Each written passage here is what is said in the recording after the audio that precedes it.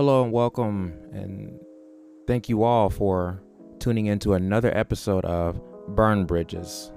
This is Michael Crown. I am your host, and today we have a very special guest. She is a business mogul, entrepreneur, fashionista, talk show host and personality, tax business guru, mentor, youth coach, community activist, socialpreneur, business strategist, author, real estate broker, and a few other things that she probably added to her resume that I cannot seem to fit on one card.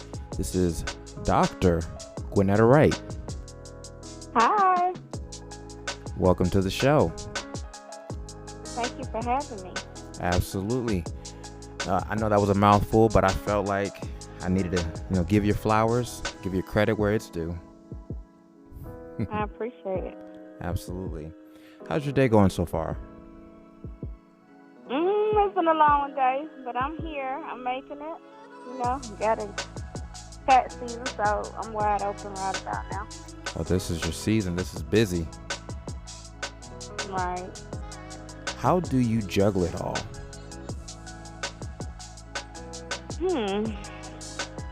I get asked that question a lot. Because I wear so many hats, I would be remiss to say that, I just have it all together. But honestly, the best answer I can give you is, God. That's my number one source of how I'm able to get the strength to manage so many different entities. But outside of that, I just try to have good time management. I try to always stick to a schedule the best that I can. I always try to pre-plan things out days in advance, weeks in advance, a month in advance, year in advance. So I'm always planning. I'm a to-do list type of business owner, so I'm always going off a to-do list. And I prioritize, whatever season I'm in, whatever business needs the most things to happen at that time. I just kind of prioritize that way. And have you always been that organized thinker? I think I have. Probably since I first started working, probably. I started working when I was 17. I was just telling someone this the other day, since I can remember when I was 17 and I worked at Burger King, I always gave whatever job, everything I was doing, I always gave it 110%, and I always took it on like it was my own. And I think having that type of work ethic, I think the organization and time management comes along with it. That's something that a lot of people it almost seems like you have to be taught it, but more or less have to be born with it, essentially. It seems like one of those special skills. Would you agree? I would think so, because a lot of times if you tell other people, okay, like I said, I get asked that question a lot. When you tell other people what they can do to get organized, to manage their time better, for different people, it's just a real challenge for them, because you do have people that are timely and organized, and then you have people who they might be organized but they procrastinate. You know what I'm saying? They're not timely. So I think it could be a trait, that you're born with, or a skill that, you're gifted with. Take me back really quick. I want to know, from a little bit about your roots. Where are you from? How did you get started? So I was born and raised in Columbus, Georgia. I'm still, what you call that? I still live here. How about that? But I also stay in Atlanta. But I was born and raised in Columbus, Georgia. I went to Carver High, graduated a very popular school in Columbus, and my journey again started. I was 17, working at Burger King, and I think you asked me how did I get here. I remember, when I was 17 years old, I went to school every day, and I was a cheerleader. Okay. And I remember being a cheerleader, going to school, waking up in the school all day, having to go to cheerleading practice after school, and then right after cheerleading practice at 7 p.m. at night, I used to go to Burger King. Okay. And I did that the whole year. So I started off, always being busy, always working, always having long hours. Once I graduated, a lot of people don't know that I didn't graduate on time. I actually graduated in summer school. And so that started, I call my disappointment, my life of rejection, because I had a lot of rejection and a lot of disappointment in my life, which has been my fuel to achieve the things that I've been able to achieve. I ended up leaving, graduating from school, and then I went into the workforce. I worked at a refrigerator plant for 8.5 years. And while I was at that plant, I ended up starting doing income taxes part-time. Okay. And when I walked into doing income tax part-time, I found what I felt like I wanted to do for the rest of my life. And I eventually left that plant. Long story, so long. I ended up leaving that plant and working my business full time. And that's literally how I got started. And in September, I would have been in business 18 years with my actual tax business. And then, of course, I have like a whole lot of other business. So that's kind of how I got started in a short version. So it seems as though since a teenager, you've always wanted to, stay active, stay productive, and seem to be as self-sufficient as it seems. Right. Okay. Mm-hmm. So did you always want to be a business owner, or did you always want to be involved in something? I think I always wanted to be a business owner. I just recently went and talked to a group of young women at a group home recently as a speaker a couple of weeks ago. And one thing I shared with them was the fact that when I was a senior in high school, we have senior books where you put all your memories from that particular year.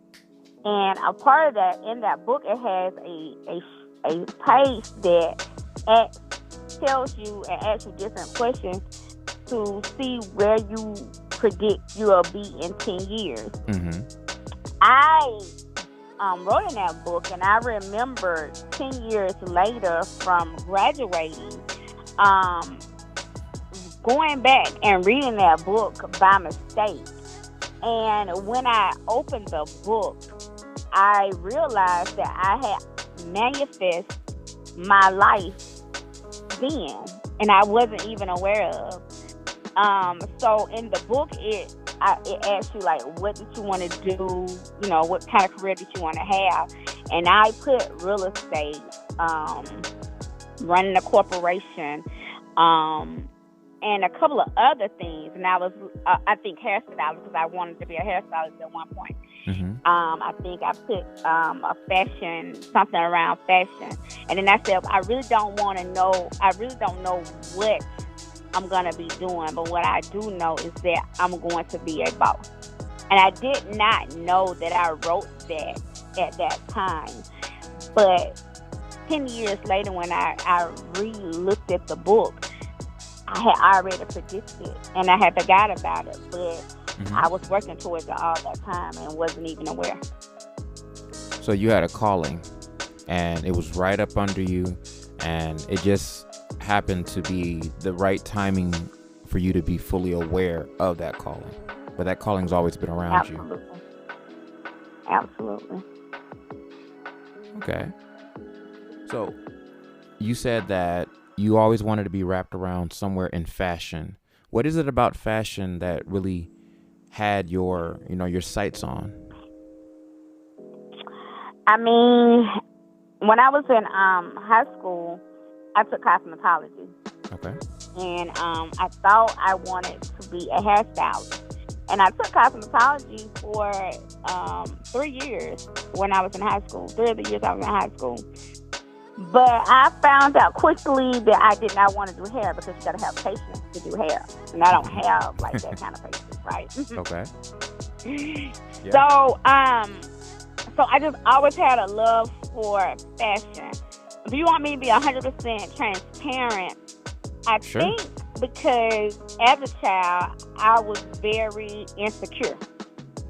And Okay. I used to always look at women and older girls who dressed nice, whose hair was nice, who wore pretty makeup. I used to be fascinated with that type of thing. Right. And when I was younger, I used to dress up going to school. I didn't dress like a regular 14, 15-year-old. I was trying to wear makeup and dressy clothes at a very, very young age.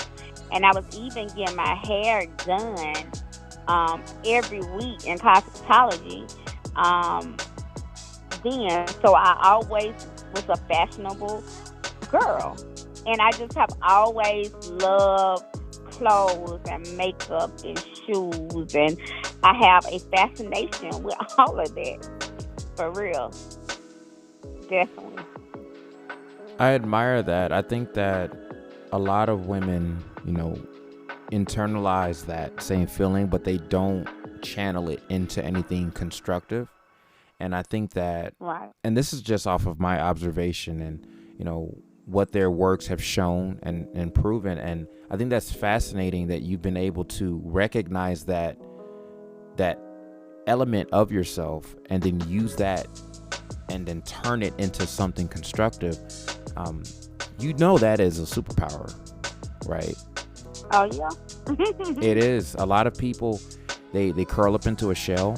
They're not able to transmute it into something. And then from what you've done, I mean, your resume alone spans pages. It's a whole pamphlet. It's a syllabus. Mm-hmm. And to think that it spawned from because you didn't want to wallow in what you lacked or what you possess, that you were not happy, and you figured, you know what, I can do something with this. I can use this, and I can build from this. That's a good observation. I like that. Mm-hmm. I like to think of myself as a people observer, from their actions on social media, even in person.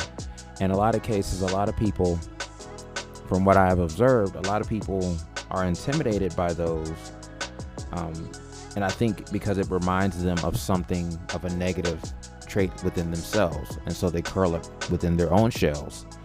I've always been the opposite. I've always looked at those who possess traits that I aspire to have, man, woman, whomever, because there's something about the integrity of a person not settling for the blemishes or the imperfections that they have and using those things, whether it be, one of my biggest demons that I'm constantly wrestling with, time management, has always been my greatest thing that has contrasted even my own very talents, as you know.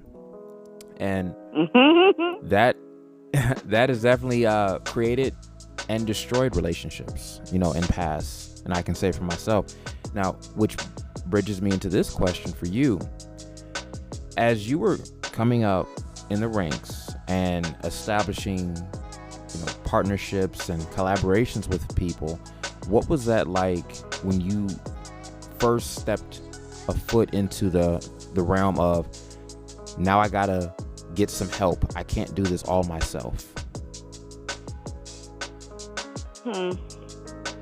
That's still one of my biggest challenges today. Even being in the business 18 years. And it's a challenge. Not because I don't want help or that I don't need help. It's a challenge, or that I'm not willing to pay for help.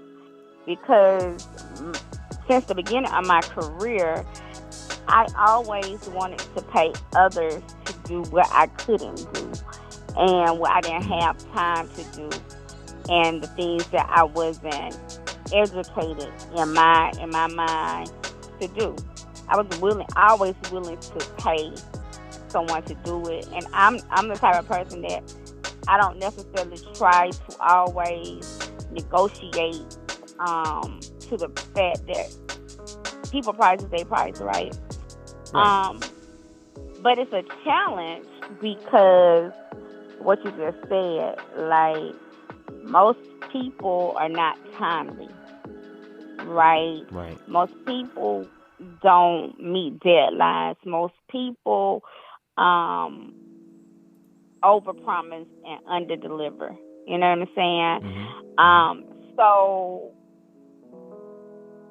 dealing with other people when you're trying to build and you're not on the same accord most of the time because they lack something. Like I said, they lack time management, they lack communication, they lack the skills, and you're really not aware that they lack the skills until you actually start working with them.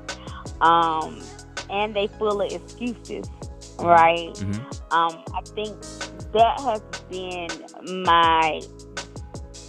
it's been such a challenge. Like, it's hard to find people who are really who they say they are, and people who have the skills that they say they have. So for me, I mean, it's been real challenging. And I try to do collaborations often, and I do try to hire other people, to fill in the gap, to build my team on all different levels. But I'm still scared of it because I've been wrong a lot of times of choosing people.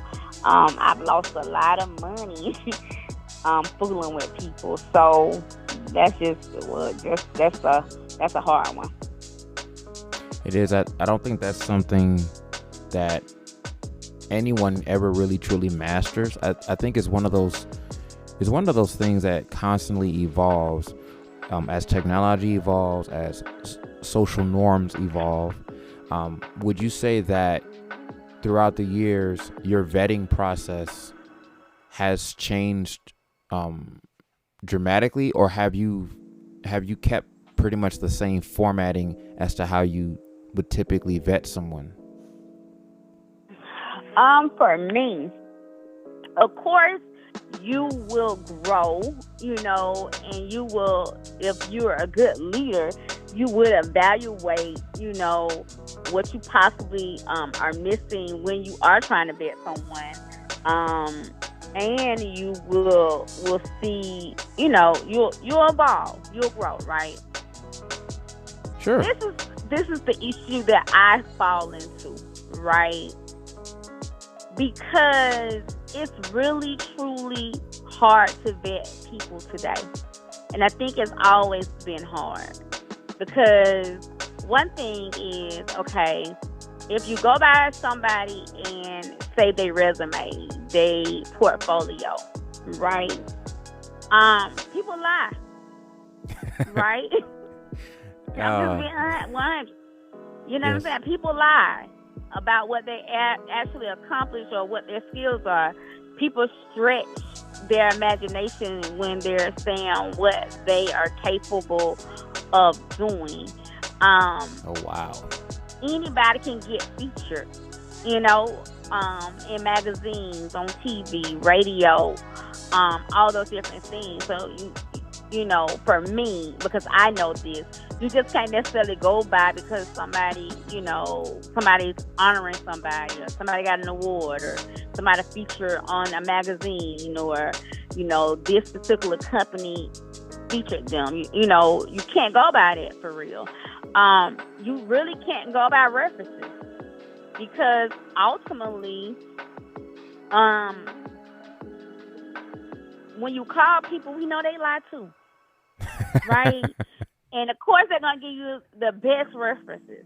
You know what I'm saying? Or the people that they know that's not gonna tell you the truth about who they really are, right? You could say you can bet them by their work, right? Of course, people will show you their best work. How can you decipher if somebody is going to deliver whatever service or job you assign to them? There's no way for you to know, will they do that? Because you have a lot of talented, skilled people. But delivery is a big problem when it comes to working with people. Would you say that the issues pretty much arise whenever there's money on the table? It arises all the time, whether it's money or not, to be honest with you. And I don't think as business people and business owners that we talk about it enough. It's a real big issue. You know what I'm saying? In the business world, which is the reason why a lot of companies are closing, finding good help and good partnerships. It's a real hard task. And I know that people do it, but it's a really hard task. Do you think that it really is?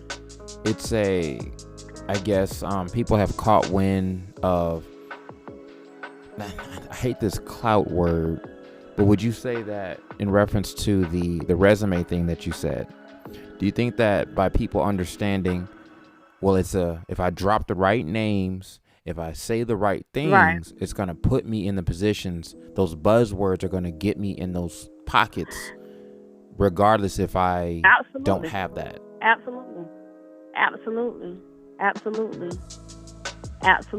And then you think you have the right people, that you chose the right people, and then when you start to work with them, it's just literally something totally different. And you have people that a lot of people talk very highly of, and then when you work with them, you see a totally different picture. So I think that's a big one. And again, we don't talk about it enough. And I think we don't talk about it enough because, we don't want to be negative. People be like, okay, you got to vet better. You got to do this better. And it's like, not in this world. And it's going to get worse because of AI. But it's just kind of like really, really hard, And I've been around for a long time. And I'm one of those people that I'm in a lot of different industries. I've had to deal with a lot of different people, and I'm not scared to hire nobody and spend money. So I've just dealt with it so much, and a lot of times you just kind of get the same result. And sometimes somebody might say, well, maybe it's not the people, maybe it's you. And at one point in my career, I had to kind of look at myself in the mirror and like, okay, why is, it's like everybody you hire, they can't get the job done. And when I started really evaluating, it's just really a problem. Talking to other people, it's really a problem nobody really talks about. So would you think that it's because every entrepreneur, every business owner goes through that very thing. Do you think that it's a shame thing?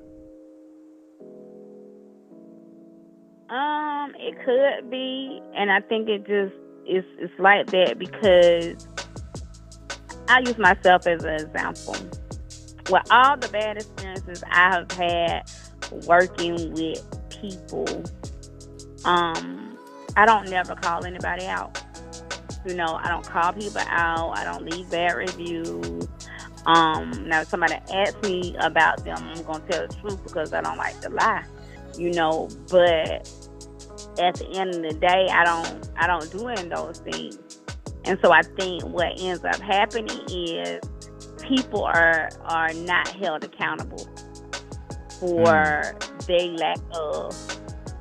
So because they're not held accountable a lot of times for their lack of, they just continue to do it because why not? That sounds just like that infamous and notorious Facebook group page, Bad Business Atlanta.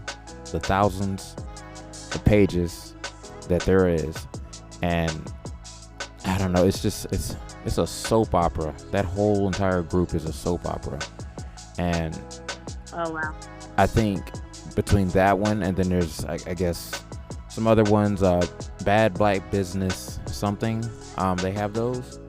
I think in those there's a sprinklet of things that are funny, but I think generally I can't help but feel more sorrow than I do feel amusement, because at the end of the day it's not funny.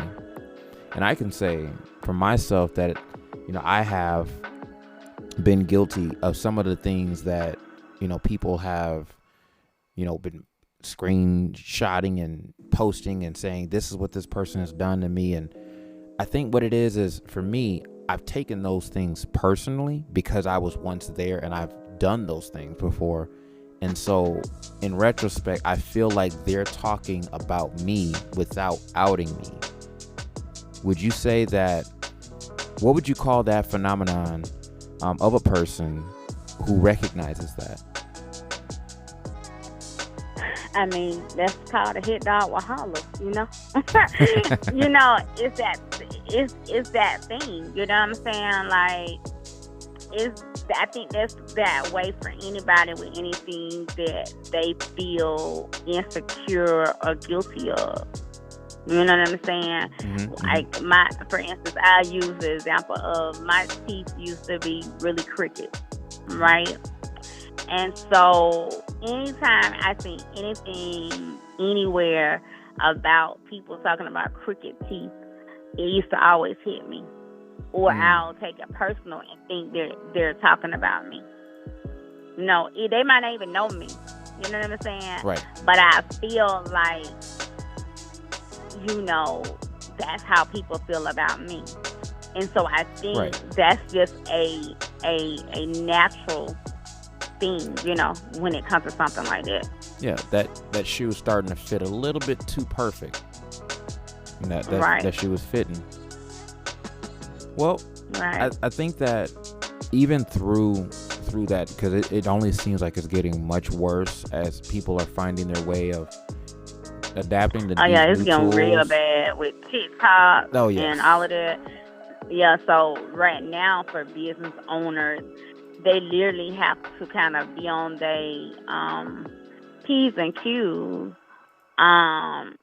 because if you do anything wrong to the right person that don't care about exposing you, it can make or break you. It was just something recently where I think Keith Lee gave some money to somebody's business, and they were supposed to split the money, and they decided to do it in another way. I don't really know the whole story, but then it went viral in reference to that, just that, the fact the person didn't give the money, and that probably broke their business. So now I think, people get called out more so than ever, but the only problem with that too is you don't know what's real, right? Because people can make up stuff about you or just be mad and don't tell the whole story and then destroy somebody. So there's a catch-22 to it at this point. I've seen that, and it's almost as though it's like the cleanup work to try to remedy it when it comes out that, oh wait, this was not entirely true. there's a lot of things that cannot be redacted. There's things that cannot, Right. Even as you do follow it up with an apology, people still run with they still are looking. They have that one left eye looking at the person. Well, I don't know. He seemed like he would still do that, so I'm still gonna run with it because the way that they described what he did seems very likely, because maybe I've experienced something like that. So when someone else posts something that sounds like my story, I'm gonna latch onto it regardless of whatever evidence, details, receipts show otherwise. All right. What are your thoughts when it comes down to airing someone out on social media? Like, is that more of a personal integrity thing that you feel, or is it more so a professional perspective? I'm not for airing nobody out, to be honest with you. And that's just me, right? Okay. I think certain things you do want to allow the public to know, but I'm the type of person that I feel like when people do wrong, karma is real. Yes. Right? Yes, it is. And I'm the type of person that believes that I don't have to do anything to you, or I don't have to necessarily put you on blast. I know that what God about to do to you is going to be way worse than I can do by putting you on blast. And I also believe that people go through things, right? Mm-hmm. And in different times in people's lives, people make decisions based off emotions and timing, and that don't necessarily mean that they are really truly like that. When people back up against the wall, they make rash decisions.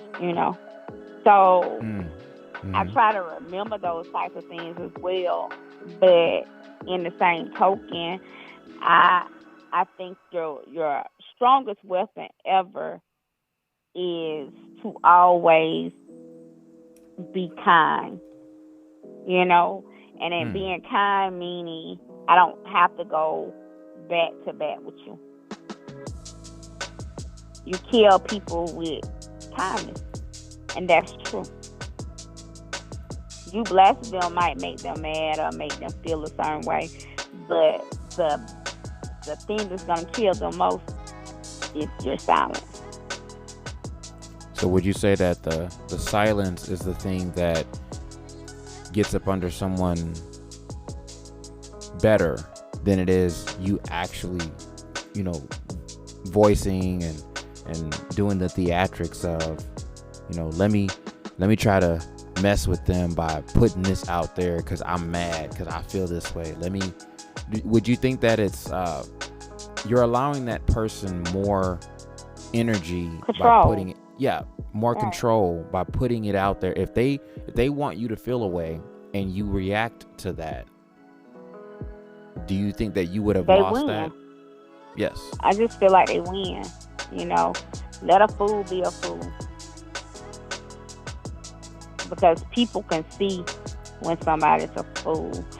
And the people that agree with foolishness, that's just a little posse. But the real really can see through the foolishness.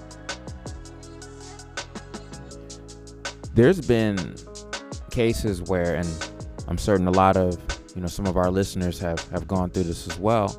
There's been cases where people have met really great people through bad people in business partnerships. Would you say that, whether it be in Atlanta or Columbus, would you say that that's more prevalent today than it was in the early stages of your business? Hmm. The early stages of my business, I didn't understand relationships, right? Okay. And I didn't understand the concept of not taking things personal, or Mm. not looking at people a certain way, or taking things too hard to where I can't get past a particular situation or how I feel about someone. So my beginning stages, I probably missed a lot of opportunity because, again, I didn't know the value of um, collaborations, and I didn't know the value of, again, building solid relationships. I didn't know the value of, okay, somebody might did something that you don't like, but that doesn't mean that you're supposed to just cut them off. You know, I didn't understand. Like, I always been a leader, and I'm gonna say this, but I didn't understand, like, just because somebody don't like this person doesn't mean that you not supposed to like them. So, Mm-hmm. um, it's a part of just growing and evolving as a business person, as a leader. So I think for me, I just evolved. I grew to understand how to decipher people and relationships. As a leader, as you have, various people around you who watch you and the moves that you make, and you bring on a person, you might have a glimmer of hope that this person is going to do right, shine through, and that person falls, stumbles, and fumbles the ball, and people see that the person that you chose fumbled that ball. What goes through your mind as when that happens and people witness that? They, I just think it be the person's loss, and I think what goes on with other people don't have nothing to do with nobody else. Um, of course, people have fumble opportunities because they don't know, they haven't evolved, they haven't grown. You know, I had to I had to grow into understanding that it's two sides to everything, right? Mm-hmm. And you have to give people grace for real. Like, you do have to give people grace. And you always have to weigh the good and the bad, because people fumble all the time, right? Right. But at the end of the day, sometimes you will cut ties with people prematurely. Right. And it's like, well, who really fumbled? What has been some of your longest business collaborations? I mean, how has that evolution grown from this is where we started to work with, and then as we change business structures through, like, what were those seasons like working with those people who still work with you today?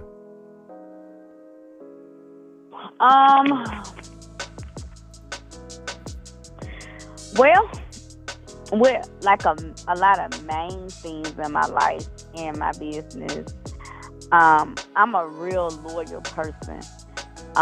It is a good thing and a bad thing. Okay. So if I like you and you doing the things that I like, and you figure me out, I ride with you forever until you fumble, right? But I think with the different people that I have worked with over the years, I think that everybody had their stages of growing. You know what I'm saying? Like, we all kind of grew together. We kind of evolved together. That's just kind of how it's been, you know.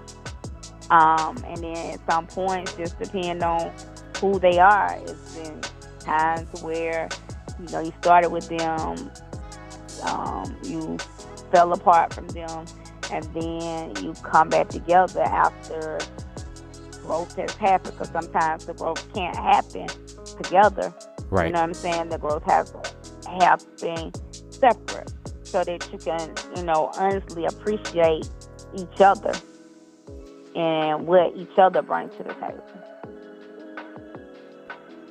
Have you, and this is probably a no-brainer question, has there been a lot of cases where you've gotten into business with friends and either fell out and that growth has happened and you would come back into business, or were those bridges, did they stay burnt? So that's my whole journey in business, because when I started my business, my first business was expert tax service. I started my business with all friends and family. So the makeup of my business, like, everybody has been my friends and family, or my friends' family, through the whole thing. But the biggest relationship that has been a challenge, or probably my biggest hurt, my biggest disappointment, my biggest challenge, is that my best friend that I was best friends with since I was 5 years old, and, you know, I'm 45 now, so you're talking a friendship of 40 some years. She started with me when I started my business, expert tax service, from day one. And probably I'm on year 18 now, so probably year 12, we fell out. My best friend, my friend that lived across the street from me, like, we literally lived across the street from each other at the time that we no longer was connected, no longer decided to work together anymore. So yeah, business have came between somebody that I love with all my heart, you know. Somebody that's been in my life my whole life. So, and for a while, we couldn't get on the same accord for years, but at least we're just at the point recently to where we even feel comfortable even collaborating on things today. So it's an active I don't want to say roller coaster, but it is an active thing where the storm it has its splotchy moments, as it does, because, you know, you're battling both a friendship, personal relationship, and then a business relationship. So now you have two things that you're juggling to make sure that you hold up. And right, how does that weigh on you in regards to your mental and even your heart?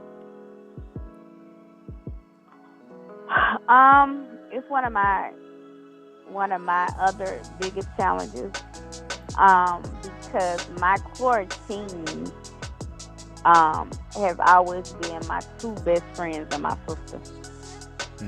Okay. So that's my core team. So even to this day. So it's always a challenge, because it's hard. I don't care how people say it's easy, but it's very hard to separate the personal and the business.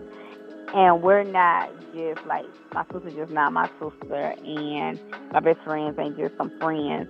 These are people that I do literally everything with, Right. personally and business wise. So, it weighs on me a lot, because even with them, like, we partners in some things, they work for me for other things, and so a lot of decisions I make, this period, reflects their whole life. So that's a big weight to carry around. And it messes with my mental a lot, to be honest with you. At one point, because again, my whole business has been me and my friends and my family. Just about my whole journey. So a great portion of my career, I was in a dark space most of my career, because it was just a lot to juggle. If you just want me to be 100 with you, like, it was really a lot to juggle. But, and it still is, but I think you grow, you evolve, like, and I have grown and I have evolved to where, one, I found peace, right, in my life, to where I don't necessarily see the darkness, and I think I got that way because I had to go through a lot, mentally, through the process, so that I could be strong for this next level that I'm embarking on.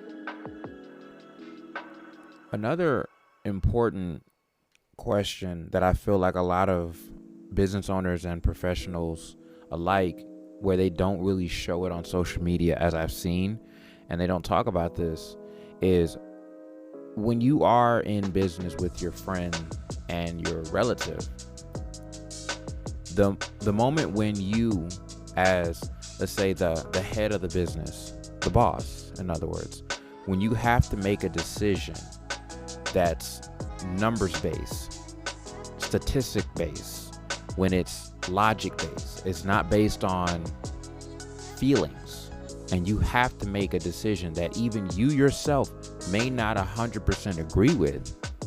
I think what a lot of people get infatuated with being a quote unquote boss, making those difficult decisions, how is that matriculated with others, with their attitudes towards you, when you made those decisions, those tough decisions that a lot of people don't? I mean, it is, it's rough, like, for real, because, as a leader, and if you're a good leader, you don't look at right now, right? Right.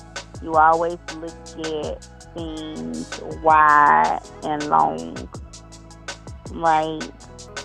You also look at not how only it's gonna affect you and the other person, but how it's gonna affect your business as a whole, not just now, but in the future. Because when you're making decisions, you got to always consider those things. And a lot of times when you are working with family and friends, a lot of times they think the decisions that you're making is personal, right? They don't understand that it's not a personal thing, it's a business thing. My sister is like my right-hand person, and me and her actually go at it a lot, because she would assume that certain things that she do, that a lot of times they think it's a control thing, right? Like you just want to be in control, because you have that control, not and because you the boss. Not knowing that it ain't got to do with nothing but the fact that as a boss, you got to make decisions and you got to do what's right. You got to do what's fair, not to them. And they thinking I'm the relative, I'm the friend that I don't have. What I do or my actions shouldn't affect you like that, you know. So you would say that it's more of a, because of the position that I am in relation to you, I feel a sense of I'm owed this because of my level of importance to you. Right.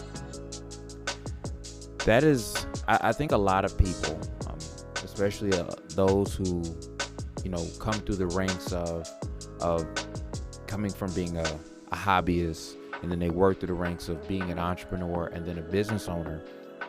I think a lot of people find themselves in the mix of that, where either maybe their family are not in agreement with them, and which I'm going to ask you about that in relation to your other family.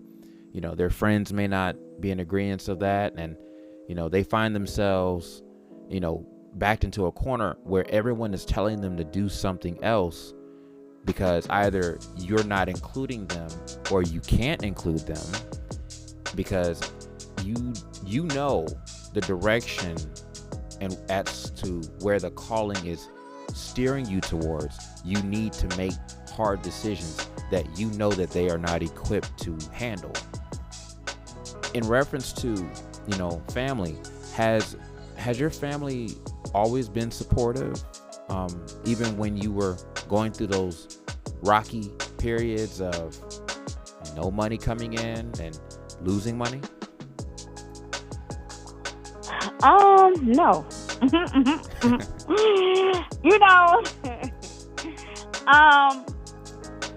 My sister, she's always there. You know what I'm saying? Like, she's always there. She's always been there, regardless if, again, when you're talking about, again, if money's coming in, it's not coming in. She's solid, right? But in the same token, support ain't just, it's not just about,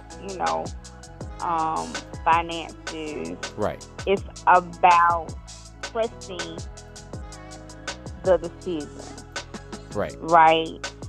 And trusting decisions, meaning that my cash flow might be low, but I'm in business. So that means that sometimes I'm going to have to do and spend money when I don't necessarily need to get to the next, on the other side of where I'm currently at. Right. So that's risk, right? Right. And so they don't necessarily be supportive of the risk that has to be taken that nobody can see, because that's a part of the vision. Right. Right. So those types of things, yes. And then when I first started in business, I don't really think nobody really believed that I could do it. That I can do it, that it will last this long. Even with you showing all the character traits, and you were far from lazy, but even though you're showing, hey, I got the right motivation, if I got to go get this license, if I got to go get this tool, if I got to go do this, I'll do all these things. You're checking things off the list. Still, they didn't believe? No. And I think more so because when I started in business, you got to think again, it was 18 years ago. So when I started in business, businesses wasn't like it is today. Like, especially as an African American woman, like the only type of people that own businesses was like people who did hair, barbers. You might have a couple of other business owners in the world, but it wasn't a normal thing. The normal thing was the American dream, like going to work for somebody and getting a paycheck every week. The word entrepreneur wasn't even popular. If you said the word entrepreneur, people wouldn't even know what it was. You know? Yeah. The word boss wasn't popular. That wasn't nothing like, what is a boss? You know? The boss was people in corporate America. That's what people resonate the word boss with. So, mind you, again, I graduated in summer school, and I went on to build refrigerators. So me saying that I'm getting ready to not work nobody's job and own a business, like, people really thought I was on drugs. Like, they didn't, like, for real. Like, they thought something, they literally thought something was wrong with me. Wow. So, you know, people do it now. They were like, "Oh, okay, well, go try. Everybody's doing it. It's good." But when I started, it was so foreign. You know, so especially a young African American woman. Now, this was then. Would you say that people, either in those same corners and pockets, do they still have that same energy? Of course not, because, you know, I've accomplished so much. So now it's that thing where people, you know, we say it all the time, like I actually experienced. Like, you'll have people who will laugh at you. And then when you show them, now it's like, oh, I've been cheering for you the whole time. Or I believed in you the whole time. Or they get amnesia and act like they supported you the whole time. And then they want to come ride the wave, you know. That's real. That's real. Those are not just sayings. That's real life, and that's usually how it actually is in most cases. Let it be that one person who's in the corner who was hating the loudest be the one say, "I always knew you was gonna make it." Right, because I hear that all the time, and it's like, no, you didn't. You know.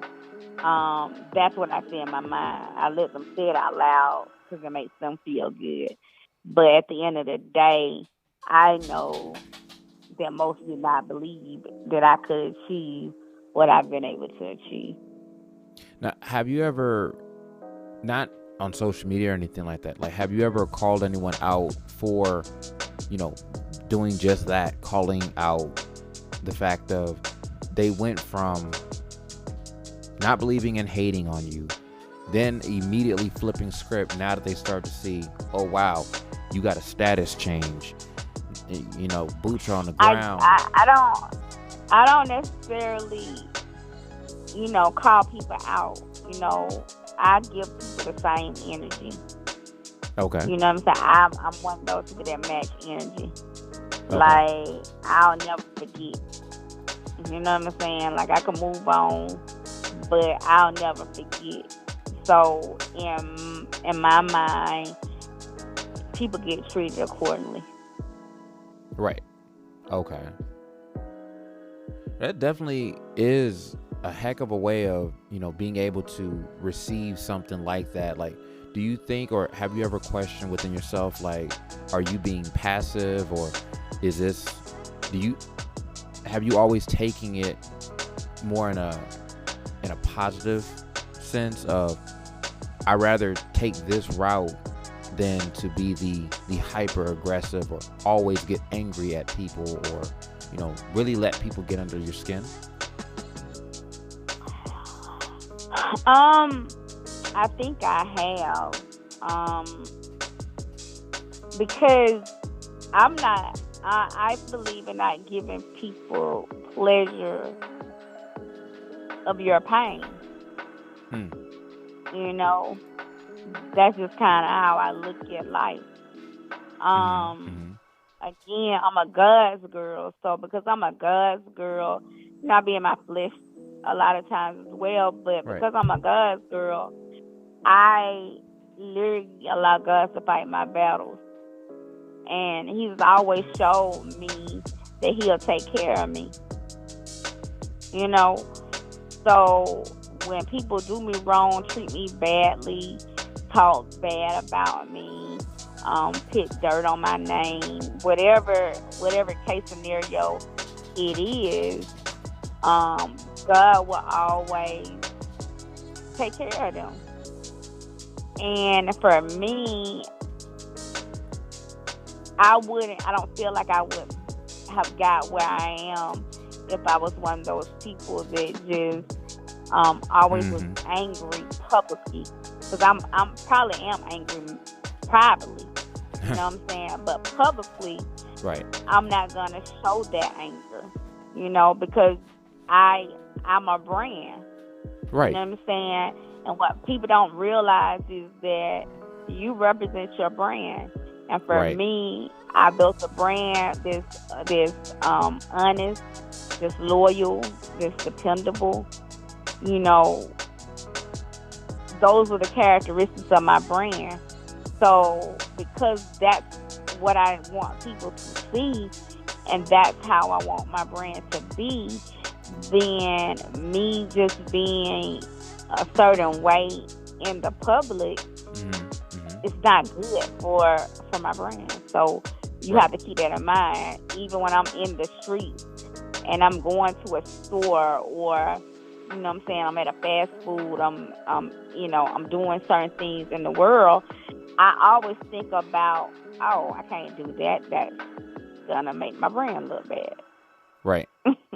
So it forces you to really, take that same characteristic, through all the other facets of your life as well. Like you said, you are a physical representation of your brand. Your brand is not your logo. Your brand is your representation. What people think of when they hear your name, when they look at you. Right. It's the whole package. Right. Okay. That is it. I definitely hear wisdom. I hear a lot of wisdom. I mean, even though, throughout, and I'll let our listeners hear this as well. I met Gwen. I forget the year, but I remember who I met Gwen through. And that was a crazy situation because my life at the time was all over the place. And I think immediately one of my first impressions of you, it was not necessarily a positive impression. And I say that to say this, I'm giving context. You seemed mean at first. And I don't know. I am though. Oh, I you do are? I am. So that's my person. That's a part of my personality. Okay. And it's not necessarily mean. I mean, you can't I could say, I might be a little mean.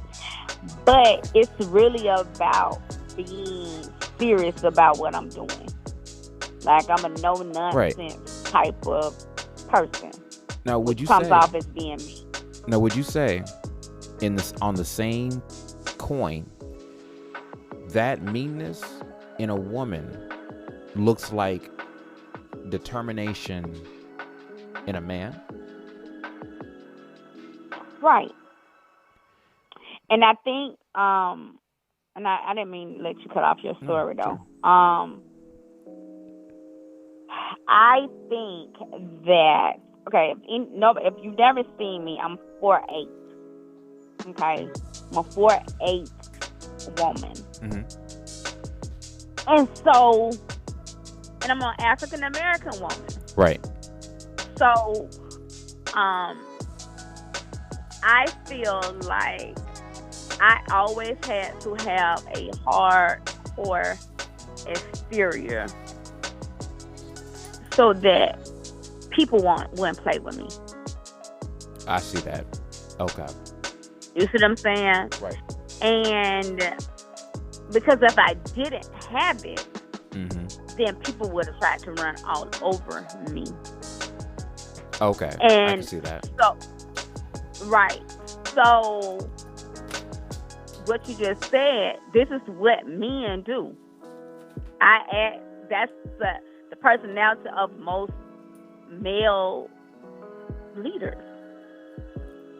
but it's frowned upon, as a woman, Right. Because that's what I'm gonna be labeled as, Right.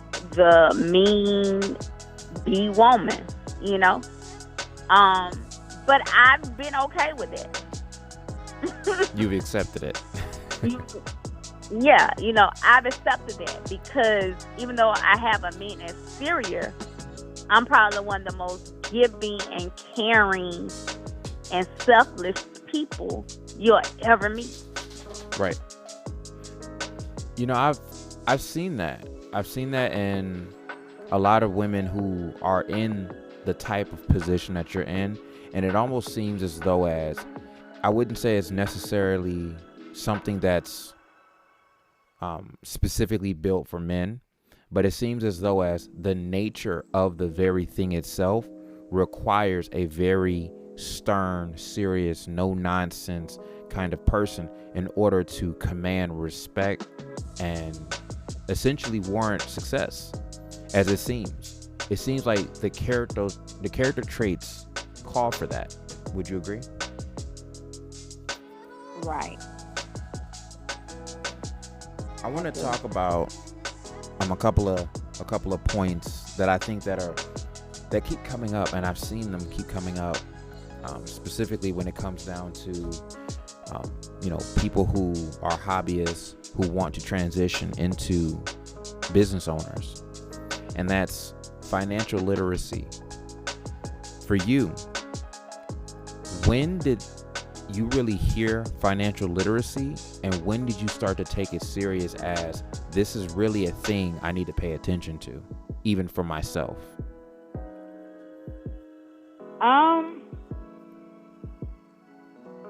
I don't know, like, when I got into doing taxes, of course that's a form of financial literacy. My whole thing was to educate people about their taxes, right? Mm-hmm. To make sure that people are aware of how taxes work and how taxes affect them. So I think I started to pay attention to that early on in my life, right? Mm-hmm. Mm-hmm. In my career. But the whole landscape of really understanding money management, investing, so many different components of how finances work. I think it's been like an ongoing thing for me, because even now, after all this time, I still have so many aha moments to be like, dang, why I didn't really know that, right? And or why we as a people, like, why we're not educated on certain things, or why we're not taught certain things, I'm 45 now, but I'm actually on a 5-year goal to catch up on certain things that I wasn't aware of or didn't have a clear understanding of. Because one thing I be saying a lot lately is, when it came to financial literacy and planning my finances, I planned to die. I didn't plan to live. And I say that because I always plan my finances around, if I die, what that look like to the people that I love. Right. And getting my finances in order to where, and having things in place to where ultimately whoever left my family-wise can carry on my legacy of making money. You know what I'm saying? For making money, not building in finances. but for making money. So making sure my business are there for them. And also making sure I had insurance policies to make sure that everybody around me is covered. But what I realized, because of my lack of financial literacy in certain aspects, that I didn't plan to live past 50. Oh wow. And it's so many people that's in that position that hasn't had that aha moment. And we as people, and especially so many business owners, we make so much money, and we thinking we're doing the right things with it, but because we lack the education truly around finances, we still are stuck. So that even with the money, you're still impoverished. You're still broke. Right. Because we haven't put it in the places they truly need to be for it to actually grow and for it to actually be there when we still living. So it's like they have a hole in their wallet. Even though they're putting money in, it's still falling out from the bottom. Absolutely. I have a very interesting and unique take in reference to, the whole hustle culture and, the grind culture. And you tell me your perspective on this as well. Would you say that specifically from the African American entrepreneur world, we have been taught to be go get it, that we ignore, or we have not had the space and attention to look into, okay, I need to prioritize the financial management side, the business strategy side, and also the customer service, because I still do have to deal with people, and it's not always about the money coming in. It's also, well, how do I make my customers feel? Would you say that's the case, or is that more of a would you say that that's not being taught, or it's not being like publicized or anything like that? It's definitely not being taught, and it's a conversation I have daily, because of course I do taxes, so I'm always dealing with business owners, especially African American business owners. But it's just not African American business owners; it's just business owners, period, in all nationalities. So,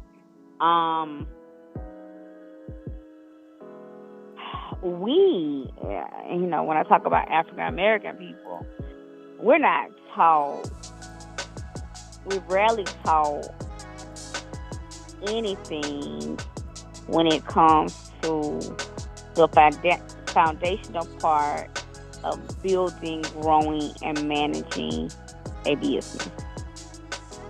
Right? It's truly just grind and talent. And it's not that the money can't be made, because so many people are making crazy money. But the problem with it is that when they're making the money, they're not taught how to keep the money, right? They're not taught how to manage the money. They're not taught to pay their taxes. They're not taught truly the foundational part. The only thing we know about starting a business is getting an LLC and an EIN and a website and taking some pictures. Yeah, we're not. I see that. We're not taught about systems and processes and procedures. We're not taught, like you said, about customer service. We're not taught about protecting our business, protecting our intellectual property, protecting nothing. You know, um, we just out here making money. So we've And gotten past that then, threshold, because at right, once that used to be the difficult part. Like, how do I make the money? right. But we make the money and then we just throw the money away. We don't put it nowhere, or we don't save none of it. We don't do nothing but just below it on items that's gonna depreciate. We're not investing in any assets, just straight depreciation. You know, so it's kind of sad, you know, but this is the way of the world. Like, and it's gonna get tricky around here because the way the government is going, they are tightening up on their policies when it comes to small businesses, because it's such an influx of small businesses that are out here now that they're trying to get a grip on it, from people hiding money, for them knowing who really owns the businesses, for them knowing, you know, trying to know, like, you know, are you really keeping up with your expenses, for the ones that's avoiding taxes. Like, I see a really big shift happening in the next 12 to 24 months. Is going to impact a lot of people. Do you think that even when it comes like something simple, you know, how a lot of entrepreneurs don't go through payment processors, and sometimes they might use the money apps primarily, you know, to run their day-to-day businesses and things like that? Do you think that people kind of conduct their businesses as street hustle? That's all they do, to be honest with you. That's all they do. We don't even know what payroll is. We pay people through Zelle. We think Zelle is payroll. I'm sorry, Lord. Yes, we think Zelle is payroll. We think paying people through Cash App is payroll. That's how you're supposed to pay people.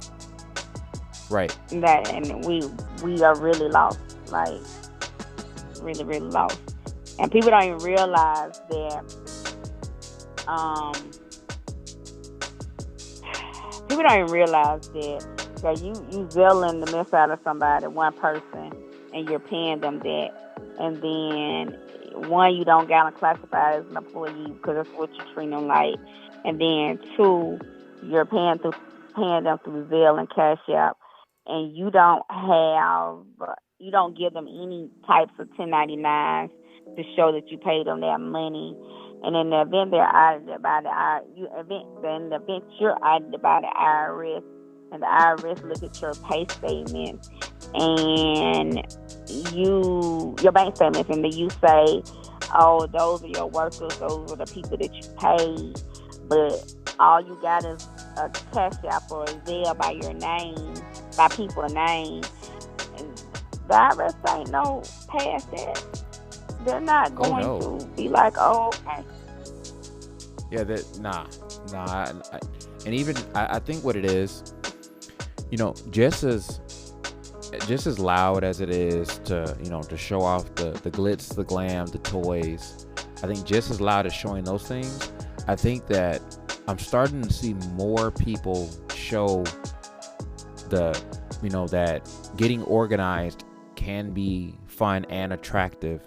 It's just all in how you package it, all in how you present it, you know. And I think that people look at desk work, you know, what they would call it. They look at desk work as boring. That's extra steps. I gotta get to the money today. No, I wanna touch the money right now.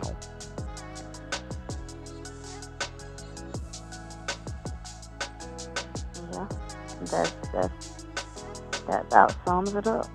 I think that one of the main things that I've learned, as I used to be, many years ago, I used to be a tattoo artist, and the thing that blew my mind financially, which was one of the main pillars as to, what told me I need to get out of this was, as an example, I would bring in $100. I'm thinking I'm making money. I wasn't factoring in travel, supply costs. I wasn't factoring in my overhead. So I'm thinking if I brought in $100, I made $100. And Right. I would blow through that $100 faster than it took me to make the $100, that I kept constantly putting myself in the red, and I would find myself frustrated because I'm figuring out, didn't I just make $100 like a minute ago? Where did the $100 go? I didn't manage it well, and it was gone. Would you say that in the upcoming entrepreneurs, is it going to be more of that, or has that just been the culture of the grind to get money, and that's where it's been lately? I mean, that's kind of like how we operate, because you'll be amazed at how many small business owners, even small business owners making millions, don't know their numbers. They don't even know if they're really a profitable business, because nobody keeps their books. The only thing they see is that they're making $1 million. So they really don't know how much that $1 million they actually take home. So you're saying, because we're not tracking our expenses, we don't know what we're spending our money on. We're literally just out here making the money and spending it. So you're saying someone could make $1 million and not know it? Yeah, that too. But somebody can make $1 million, and they think in their mind they had $1 million. Oh. When you really don't, because what did it take you to make that $1 million? So, for example, would be like, a lot of times people wonder why they can't get to say $1 million or even 100,000, because they don't want to spend no money in marketing, right? And we looking at people who making 100,000 like, dang, I wish I could make that 100,000. But they don't know that person that made that 100,000 might have spent 50 of that 100,000 just in marketing. I see it. I do see it, and that I would say that you are definitely a contributor to changing the course of that understanding. And you do make it entertaining. As I do watch your show, I do watch your content, and you are consistent is on the social media tip, which is, I'm understanding, is a whole other different playing field on its own. How is that for you in the social media, as far as taking traditionally boring content and transitioning it into social media content?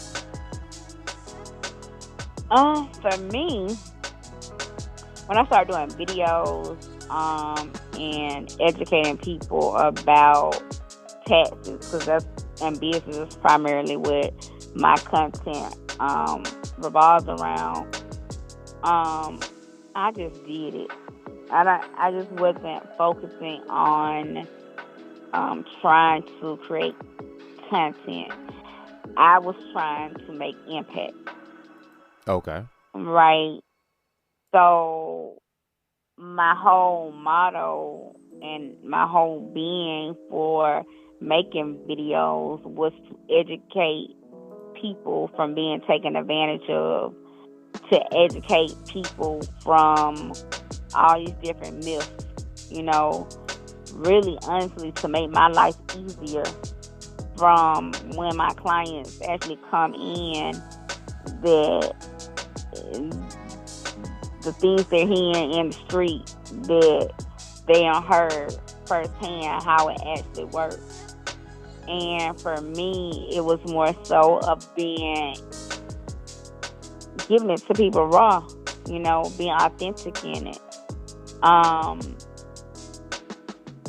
try not to think of content and me doing content is like I'm a content creator or something like that.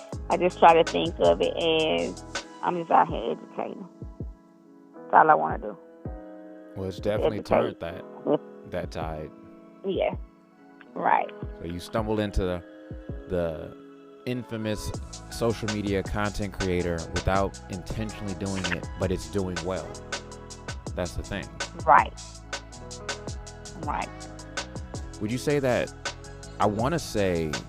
would you say that since COVID, people are a lot keener to education, like online education, virtual education? Because online education is it's the thing that's ruling the world right now, whether it's right or wrong. You know what I'm saying? It's people are consuming everything they're learning now from really social media. Would you say that? I'm sorry. No, go ahead. Would you say that there's a difference between procrastination and laziness?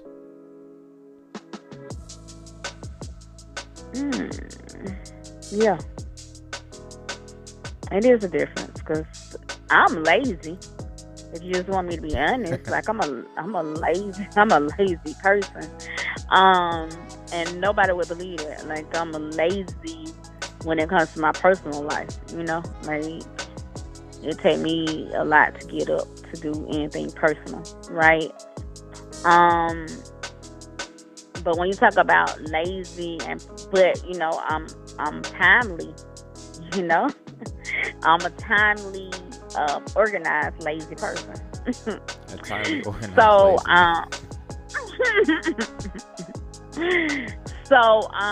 so the thing with procrastination, like a person that procrastinates is not necessarily that they just lazy. They just don't want to do it. It's just the fact that I think it's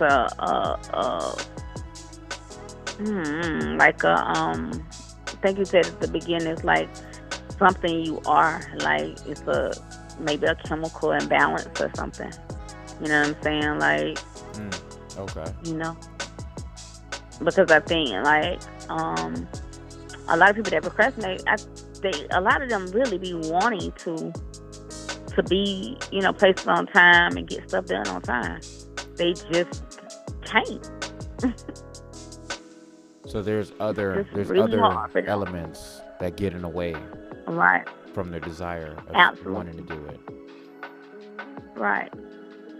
Okay. These words keep getting thrown around on social media, and miscommunication and miseducation is rampant these days. Very rampant. Okay. Right. I think one of the last things that I want to close you out on is your philanthropy has really seemed to be a staple, the giving back side of you. And I think what a lot of people will ask is what makes you want to give, and how do you give so much in the space where a lot of people choose not to give?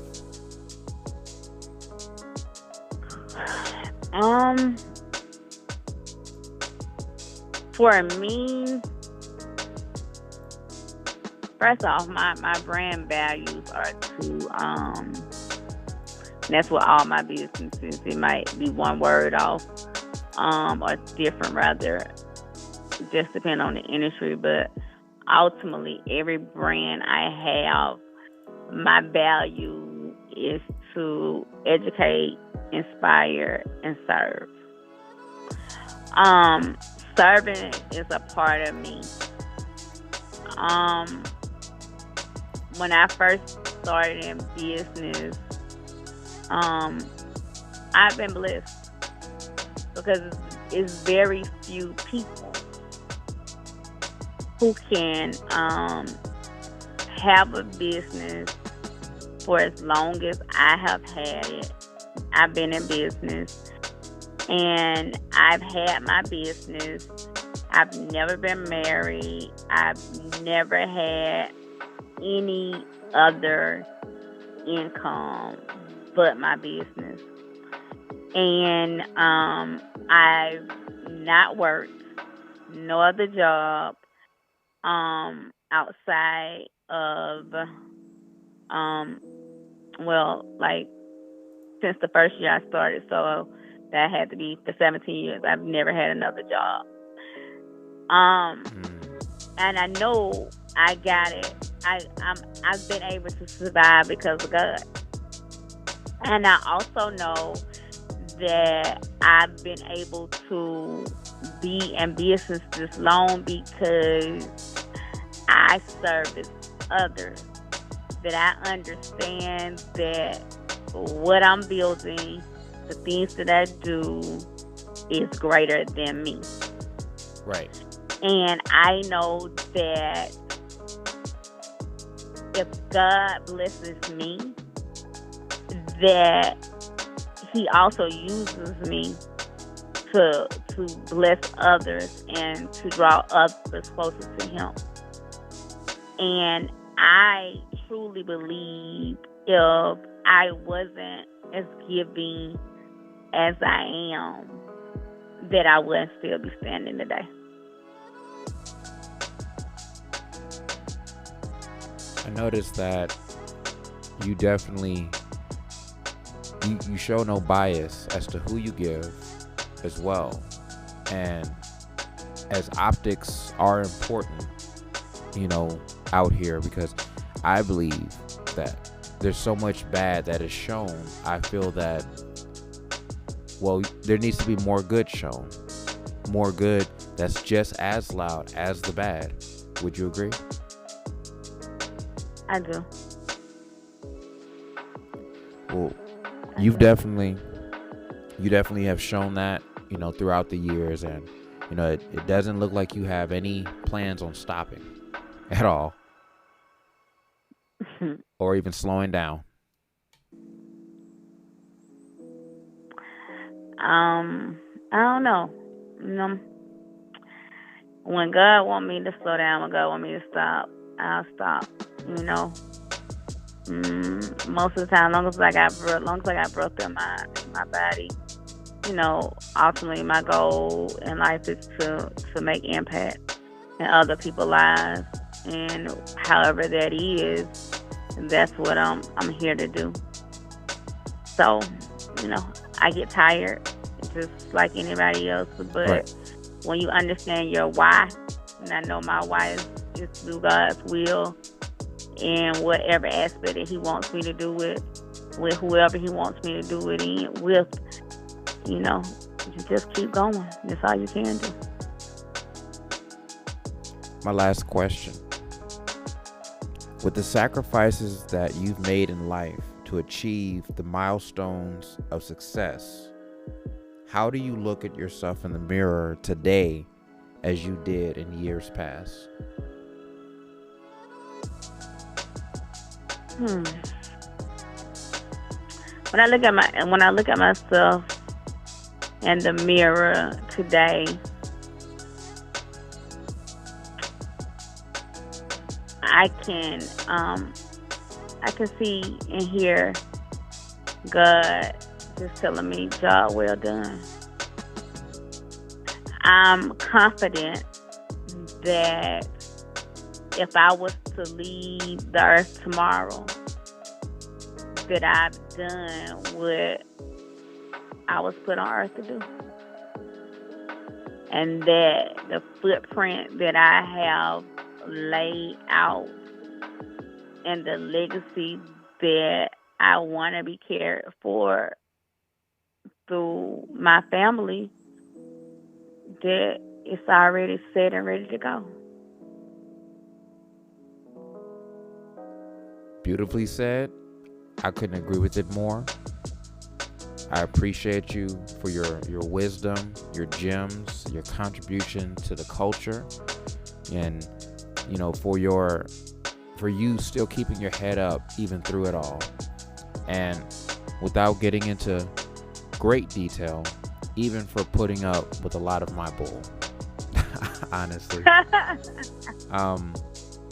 I've always admired you. I mean, you've been a big part of my career. You know what I'm saying? To the good, bad, and ugly. And I appreciate it.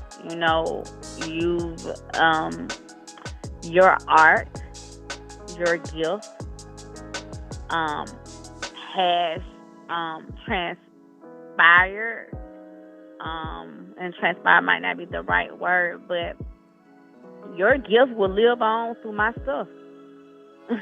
Honestly, through my legacy, because you have played a big part of a lot of my creations, and so for that I appreciate you. And I met you when you was just a teenager, just becoming an adult, So what I do understand is that everybody has to grow. That we all have to grow, that we all make mistakes, and that we all have to learn from them. Mm-hmm. And at the end of the day, that's a part of being who we are. It is, and it's crazy how that time has passed, because I've honestly stopped counting. I've lost track of when that was and how that was, but I'm just fortunate. I think it was 2012. I think it was 2012, to be honest with you. I think it was 2012 or 2011. Yeah. So it's been that long. I'm truly appreciative that I'm still able to will still be in here and still being able to have the opportunity to, take advantage of correction and reflect on things, and just act on wisdom and just moving forward with that. And as always, I definitely appreciate you, and I'm constantly reminded of the hard work that I have done for you, and it definitely warms my cold, callous heart. I would say. Well, we've definitely talked about a lot of great things, and as always, thank you for coming onto the show, sharing your time. You're welcome. All right. Thank you for having me. Absolutely.